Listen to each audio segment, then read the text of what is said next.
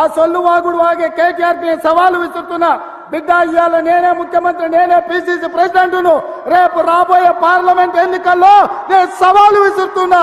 నీ చేతనైతే దమ్ముంటే, నువ్వు మగోడివైతే ఈ తెలంగాణ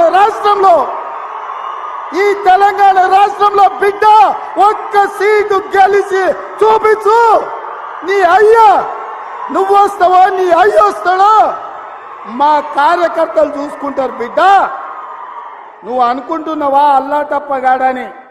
అల్లాటప్పగాలం కాదు, అవులగాళ్ళలాక అయ్య పేరు చెప్పుకొని కుర్చీలో కూర్చోలేదు సన్నాసోడా. కింది నుంచి కార్యకర్తగా కష్టపడి జెండాలు మోసి లాఠీ దెబ్బలు విని నీ అక్రమ కేసులు ఎదుర్కొని చెర్లపల్లి చెంచల్గూడ జైల్లో మగ్గినా భయపడకుండా, లొంగిపోకుండా నిటారుగా నిలబడి నిన్ను, నీ అయ్యను, నీ బావను బొందబెట్టి ఇవాళ కుర్చీలో కూర్చున్నాం. ఈ కుర్చీ ఇనాం కింద వచ్చింది కాదు, ఈ కుర్చీ అయ్య పేరు చెప్తే వచ్చింది కాదు బిడ్డ. నల్లమల్ల అడవి నుంచి తొక్కుకుంటూ వచ్చి నీలాగటో నెత్తి మీద కాలు పెట్టి తొక్కి ఆ కుర్చీలో కూర్చోబెట్టి నువ్వు మా కార్యకర్తలు.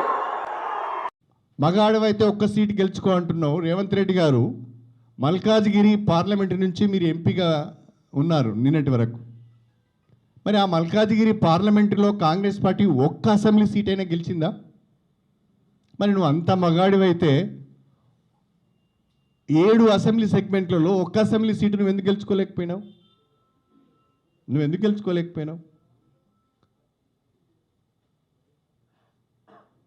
నిజంగా నీవు అంత మొగాడివైతే, అంత గొప్పవాడివైతే రేపు తెలంగాణలో 17 పార్లమెంట్ స్థానాలను గెలిచి చూపించు.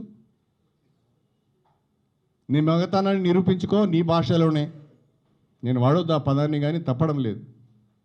నీ భాషలోనే తెలంగాణలోని 17 ఎంపీ సీట్లను గెలిపించుకొని నీ మగతనాన్ని నిరూపించుకో.